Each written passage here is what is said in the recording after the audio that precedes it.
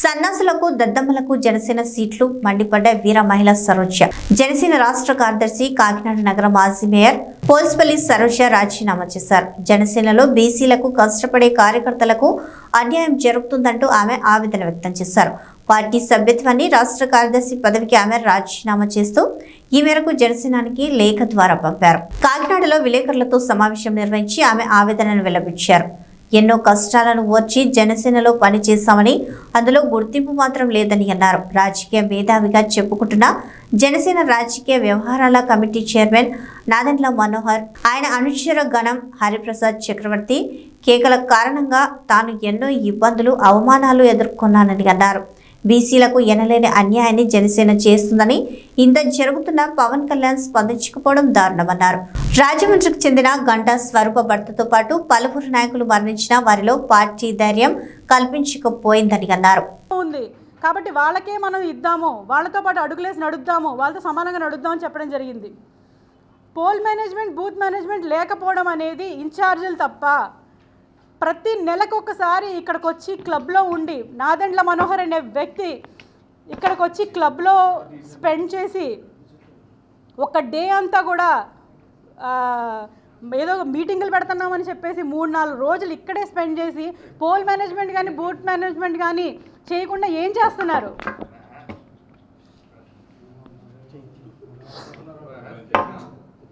ఇది నేను పత్రికా ముఖంగా, మీడియా ముఖంగా జనసేన పార్టీని ప్రశ్నిస్తున్నాను. ప్రశ్నించమని మా నాయకుడే నేర్పాడు.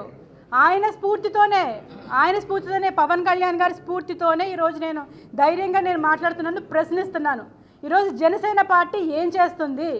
పోల్ మేనేజ్మెంట్, బూత్ మేనేజ్మెంట్ లేకుండా దశాబ్ద కాలంగా పార్టీలో ఉన్నారు కదా ఆయన, దశాబ్ద కాలం పార్టీని నడిపారు కదా ఆయన. ఇప్పటికీ కూడా పోల్ మేనేజ్మెంట్, బూత్ మేనేజ్మెంట్ లేదు అంటే ఎవరి వైఫల్యం కారణం ఇది? ఖచ్చితంగా పవన్ కళ్యాణ్ గారు, నాదెండ్ల మనోహర్ గారు కూడా ఇందులో దీనికి సమాధానం చెప్పి తీరాలి.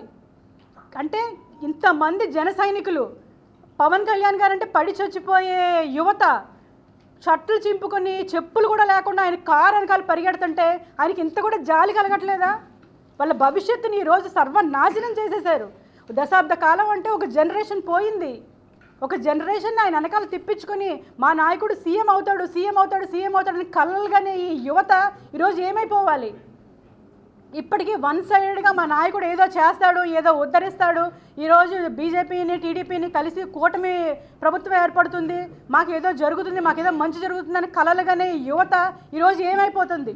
కలలుగాను అని స్టేజ్ల మీద ఊకదంపుడు ఉపన్యాసాలు ఇవ్వడమే కానీ యువతని ఈరోజు అడ్డంగా గాలికి వదిలేసిన పరిస్థితి, ఈరోజు వాళ్ళ భవిష్యత్తు నాశనం చేసిన పరిస్థితి ఈరోజు జనసేన పార్టీ చేస్తుంది.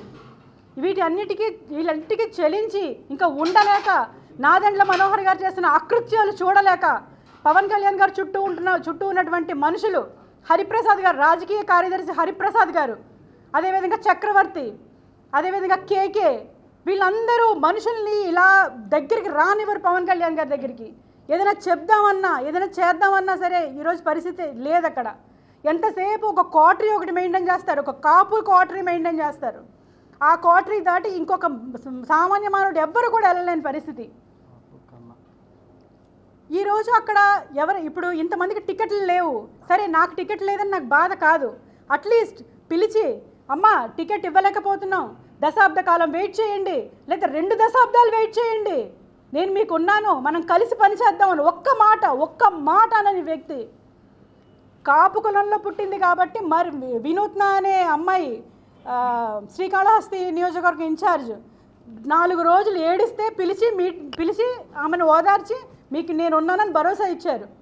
నెల రోజుల నుంచి కన్నీటికి మున్నిటికి ఏకదాటిగా ఏడుస్తున్న పితాని బాలకృష్ణ గారిని ఎందుకు పిలవలేదు? ఇప్పుడు దాకా సరోజాని పిలవలేదు, ఓకే, పితాని బాలకృష్ణని ఎందుకు పిలవలేదు అంటే కేవలం బీసీ సామాజిక వర్గం, సెట్టిపల్లి సామాజిక వర్గం చెందిన వాళ్ళు కాబట్టే మమ్మల్ని ఇంత చిన్న చూపు చూస్తున్నారు.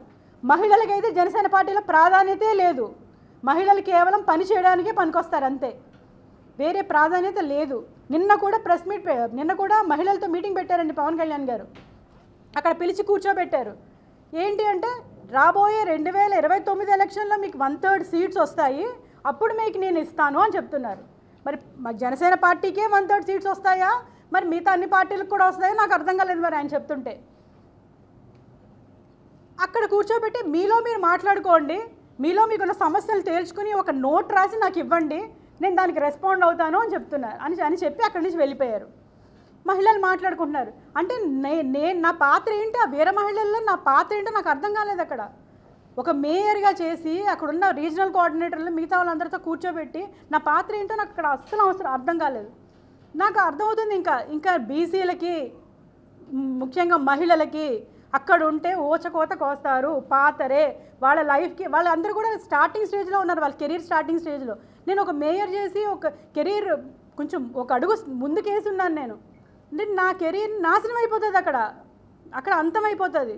జనసేన పార్టీ అనేది ఒక రెసిడెన్షియల్ కాలేజ్ అండి. అది అటెండెన్స్లు వేసుకోవడము, సెల్లలు బయట పెట్టి మీటింగులకి వెళ్ళడము, ఒక కార్పొరేట్ ఆఫీస్ లాగా మెయింటైన్ చేస్తారు దాన్ని.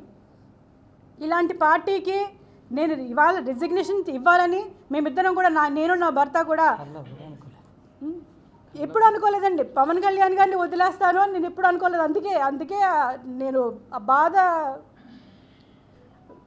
చెప్పలేకపోయాను, అంతే అండి. ఈరోజు నేను నా ప్రాథమిక సభ్యత్వానికి కానీ మా వారి ప్రాథమిక సభ్యత్వానికి కానీ నా జనసేన పార్టీ రాష్ట్ర కార్యదర్శిగా కానీ నేను ఈరోజు రిజిగ్నేషన్ చేస్తున్నాను. మీ ముఖంగా పత్రికా ముఖంగా ఈరోజు ఆ విషయం తెలియజేయడానికి ఈరోజు ప్రెస్ మీట్ ఏర్పాటు చేయడం జరిగింది.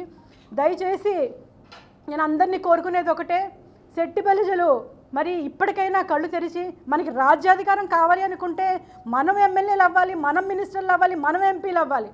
అంతేగాని ఎవరికో ఎప్పుడు ఊడిగం చేస్తూనే కూర్చుంటే ఇంకా మాకు రాజ్యాధికారం అవసరం లేదా, ఇంకా ఇవ్వరా మాకు రాజ్యాధికారం. ఒకళ్ళేమో రెడ్ల పార్టీ అని, ఒకళ్ళేమో కమ్మోళ్ళ పార్టీ అంటారు. ఇప్పుడు కాపుల పార్టీ తయారయ్యింది. ఇంకెక్కడ కాపులకే టికెట్లు ఇచ్చుకుంటారు, కాపులకే చేసుకుంటారు. నేను కాపుల వ్యతిరేకిని కాదు, రెడ్ల వ్యతిరేకిని కాదు, చౌదరీస్ వ్యతిరేకిని కాదు. మాకు కూడా రాజ్యాధికారం ఇవ్వండి, మమ్మల్ని కూడా మీలో భాగస్వామ్యాలు చేసుకోండి అని చేతులు ఎత్తి వేడుకుంటున్నాను నేను. ఈ సందర్భంగా నా రిజిగ్నేషన్ లెటర్ని